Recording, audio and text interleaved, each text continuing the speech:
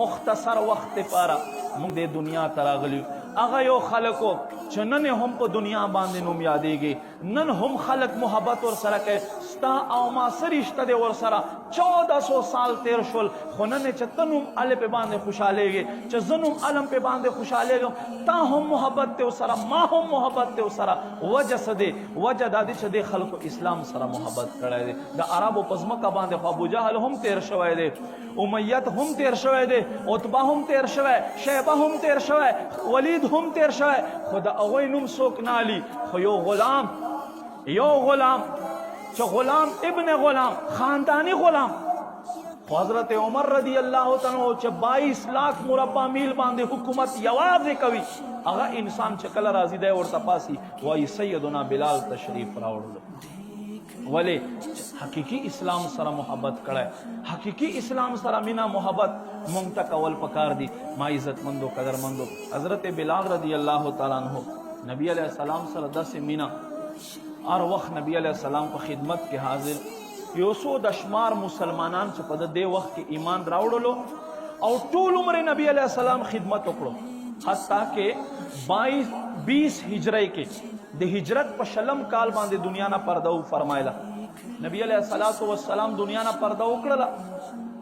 حضرت بلال رضی اللہ تعالی عنہ چې څنګه نور صحابه کرامو باندې قیامت شانته قیامت شو، دکه سے حضرت بلال رضی اللہ تعالی عنہ تا بالکل دا علاقه بدل شو، بالکل خوند ورک شو. کله یوې کوڅې باندې ځه، کله بلې کوڅې باندې ځه، نه په موس کې سکون ملاویږي، نه دې نه علاوه ملاویږي. ټوله شپه نبی علیہ السلام متعلق سوچونه فکرونه کوه. آخر لاچاره شو، مدینه یې پرېښوه، لاړو شام ته. شام کې پوره یو کال تیر کړو.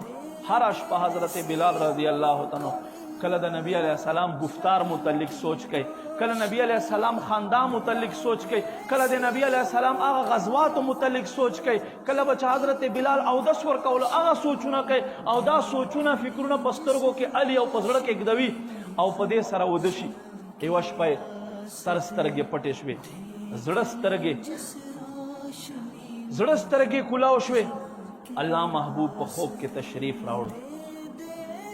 مدینه سردار صلی اللہ علیہ وآلہ وسلم ورته فرمائی اے بلال دا څنګه جفا دے، دا څنګه بے وفائی دے چې مدینه منوره دې را پرېښوه، ته په شام کې آباد شوې. ما عزت مندو هغه والضحا چهره مبارکه ستا او ما چاته په خوب کې ورشو که نه، نو موږ نه یو خبر یاره نن مې بیګته په خوب لیدلی وې. نبی علیہ السلام فرمائی زه چې چاته په خوب کې ورځم په خپلې ارادې سره ورځم. او فرمائی من رآنی فی المنام فقد رأى الحق، چا چې زه وکتلم د حق باندې زه وکتلم، ولې چې شیطان زما په صورت چاته نشي راتلی. او فرمائی من رآنی فی المنام فقد سیرانی فی الیقظة، فرمائی چا چې په خوب ولیدمه ان قریب به مې په ویښه هم زیارت وکړي.